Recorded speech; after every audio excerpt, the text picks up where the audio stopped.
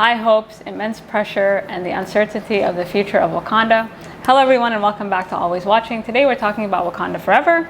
So briefly, now that the world knows about Wakanda, they want to pillage it for everything that it's worth. Every country is now scouring the planet for this vibranium, which unfortunately, may expose this new world that is far less accommodating than Wakanda. First, I really enjoyed how real Wakanda felt. And, this whole back and forth, this political storyline, I think it was really effective in terms of getting you invested in the future of Wakanda because, you see Anderson Cooper, you see this political talk and you're like, oh my God, they're on the brink of war. And I also do like the ripple effect because you're like, how many other secret worlds are there? Like, it kind of gets you thinking about all these other things. So, as I said, the film is incredibly well paced. It's like 3 hours, but it doesn't feel like 3 hours at all. And there are some issues with it. So I think this film, the focus of this film was living to fight another day. Let's get these box office numbers in so we can rectify these plot points that I wish worked better in the next film. So the film was between a rock and a hard place, and despite its many issues, I think it was successful in getting fans on the same page in terms of finally recasting T'Challa, or at least finding a suitable substitute, or at least opening up that door. And I'm not gonna lie, I did not really like how they tried to mirror the uncertainty of Wakanda with the uncertainty of the franchise as a whole, because everyone is in limbo and you felt it. And they want to honor Chadwick Boseman, but they also don't know how to honor him and move forward at the same time. And I think they had to make some hard decisions. And, it's a lose-lose situation. Let's just say they recast T'Challa. People would be angry. There are people who would boycott the film because they didn't recast him. You do feel like the film is missing something. Its main character. So, yeah, it's really tough because there is an argument to be made, yes, this is a comic book character. Comic book characters never die. And that's totally legitimate. But his death was so impactful and so triggering that I think in this case, they had to walk a fine line. Recasting him would trigger people in the wrong way. I don't think that would be dramatic to say. So I think they kind of figured, okay, let's just make this film as, strong as possible in terms of direction. And then we'll figure it out in the next movie. So I think at most, you would feel underwhelmed by the end of the film, but you wouldn't feel offensive. Although there was one scene where I was like, ooh, y'all went too far, but we'll talk about that later. But I think at the end, we can all agree that moving forward, T'Challa is a very important character, and they're gonna have to figure out a way to rectify this kind of situation. So what I loved about the film, it glides by so smoothly. And a lot of it has to do with the actors you see on screen. The movie hits the ground running. It doesn't waste any time. That silent intro made me cry. It was so well done. And I love how fast the movie is. It's very confident. The first half of the film, you're like, they really know what they're doing because you don't actually know where the film is going. And I like that. It didn't feel predictable until the end. So the whole film is essentially a tribute to Chadwick Boseman, and his presence is felt throughout the film.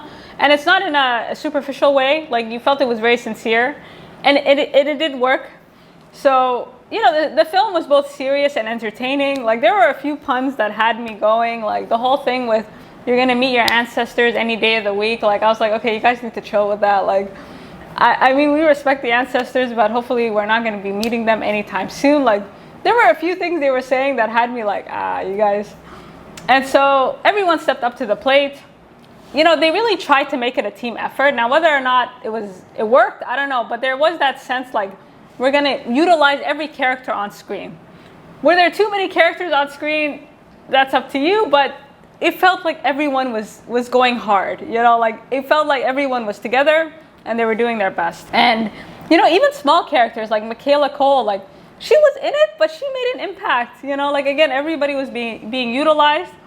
I think my favorite character was Angela Bassett as Queen Ramona. And I'm going to talk about what they did to her, but to me, she was everything. And the decision to just kill her, I have no words. Letitia Wright as Shuri was exceptional, and I think she did her best. Again, I felt everybody was doing the best they could. Given the situation that they were in. And finally, Namor I would pillage the world with Namor any day of the week. He was amazing. He was just like everything. And I think next to Angela Bassett, he was my favorite character. Every time he left, I wanted him to come back. I was like, yo, where are you going? Get back here. I feel like a caricature. I didn't feel like his motivations were, I didn't feel like he was irrational. I felt like everything he was saying was good and justifiable. I was like, yeah, you need to be in an alliance with this man and just, you know, kill the surface world. Like, I was down, to be honest. I was in full support of Namor. And I'm really glad he didn't die. And my problem with this movie isn't like what happened. It's like the way things happen that left me feeling like, why did you do it that way? So individually, like in terms of parts, the movie was good. But in terms of like a whole, when you kind of put it together, there are some issues. My first issue is with the story itself. Again, they were between a rock and a hard place. And the story is almost too political for its own good. And I think the decision not to recast T'Challa or even substitute him with a believable character was detrimental, you know, but it was also like a necessary evil in so many ways. So throughout the film, they kind of keep repeating the idea that the Black Panther never dies, which is a beautiful way to allow somebody else to take the mantle. And I don't think they bridged the gap between reality and fiction very well. They tried, it was well-intentioned, but it didn't work. And starting with T'Challa's death. So the film opens up, T'Challa is dying, and this was really triggering because it would be one thing if Wakanda was under attack and he died in battle, or, you know, something happened, because as we know, Wakanda is under pressure. And they're under pressure because people want their vibranium. So the movie starts in tension, right? Like, we don't know what exposing Wakanda did after all these years. So that would have been a believable death. Problem is, he died, but he died of an undisclosed disease. And not only that, they mentioned the fact that he was suffering in silence. And I don't know, at that point, it was triggering, but not in the right ways.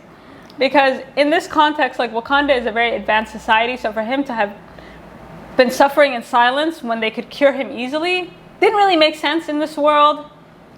In terms of this undisclosed disease, like, we all know what they're talking about.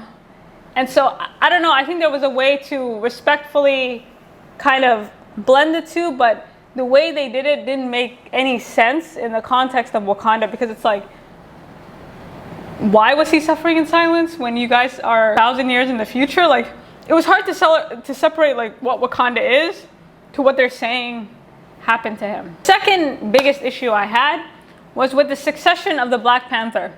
So my issue, I thought the Black Panther would be retired for a bit. I didn't realize that they were trying to make Shuri the Black Panther. Like, this came as a surprise to me, but maybe I'm the only one. So I understand that they were torn. They had to balance the real with the fictional.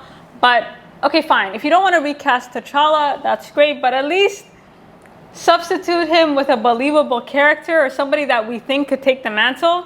And for a while, Shuri was the one.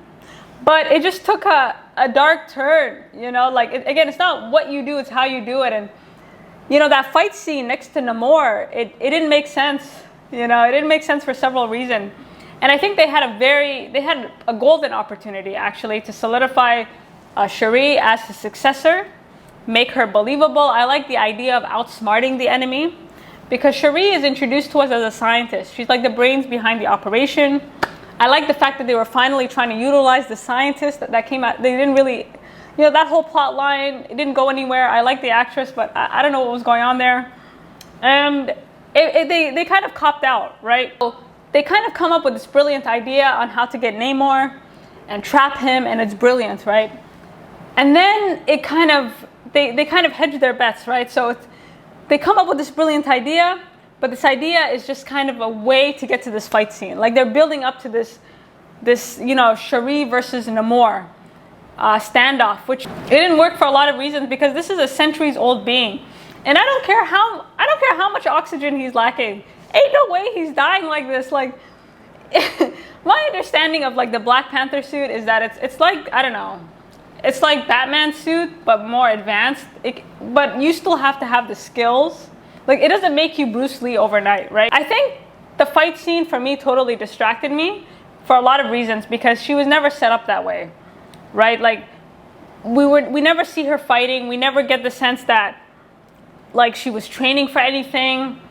We never even get the sense that she wanted to take on this suit. Like, the transition was very odd to me. So I was just like, wait, what? What are we doing? Why are we fighting him like this? Like, what's happening here? And I get we're in a superhero movie, but I don't care how much elixir you take.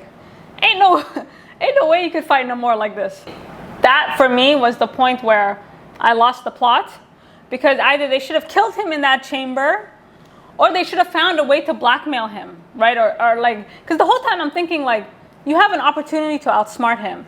And if there are different ways of tackling an enemy, right? It doesn't have to be with the Black Panther suit. Like, there are other ways of utilizing the strengths of different characters without trying to morph them into, like, a different character. So, a few things. You know, Namor had a gun to his head, or a spear to his neck. Of course he's gonna say yes. There is nothing about this man that suggests that he was willing to negotiate. With all due respect to Wakanda, they did not stand a chance against this man. You know, I loved Namor, I loved the world, I loved everything about it, but they were Wakanda 2.0. So the whole time I'm thinking, like, y'all realize this man is coming back with a vengeance, right? Like, why are we letting him go again? So there was no solution, right? That was the thing about the plot. Like, it kind of gets to a point, but it never commits, because you know this war is coming. One way or another, Namor's world is going to be exposed. So there was nothing, right? Like, Shuri and her team, like, they didn't come up with a plan to, you know, mitigate whatever Namor was afraid of. Like, it just kind of turned into this, like, me versus you action movie. And I get why they did that, but it lost me, to be honest. My other issue with this film is how much time it wastes on plots that go nowhere. Like, the storyline is bloated. It needed 3 more hours to unpack, which, to be honest, I wouldn't have minded. For example, the CIA plot, like, that was a waste. You know, like, they could have set up this tension, because, again, people want to pillage Wakanda. Like, they could have had this whole CIA plot in the background, and, you know, kind of this thing that's coming, and then boom, like, the war starts. Like, it should have ended on some high note, right? So the CIA plot, it didn't add any tension. It wasn't as charming as I think they wanted it to be, and it didn't do anything. You know, like, it had a function, but it didn't even do the thing it was supposed to do. And my next concern with the movie is the CIA plot was good in terms of making Wakanda feel real, but that's about it.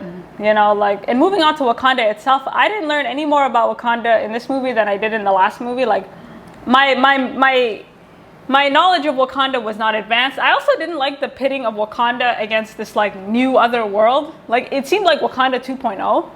You know what I mean? And I didn't really like the contrast. Like, the whole time with Wakanda, we know about vibranium, and I guess that's it. Like, are they working on anything else? Like, y'all got something else going on, because this guy, he has winged feet. Like, you're gonna need a strategy here. So I was just highly confused. I was like, is there anything else, like, we need to know about Wakanda? And what baffled me the most is, like, Wakanda is exposed. So how do the people of Wakanda feel about being exposed? And also, after that attack, like, I would have liked to know the situation in Wakanda.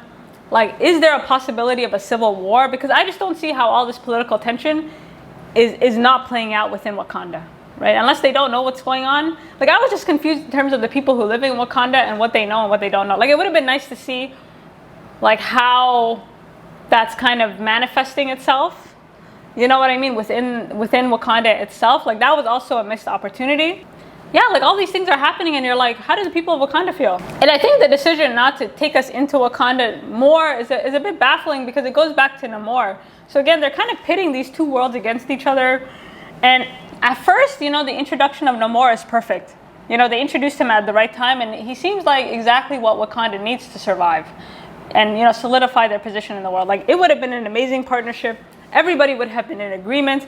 Nothing Namor was saying was bad. Everything he was saying is true. And what's interesting is, like, nothing he's saying is out of context, because we can all see that everybody wants to pillage Wakanda. So it's like, why wouldn't you go with them? So that was a plot point that didn't make sense. Like, why all this resistance?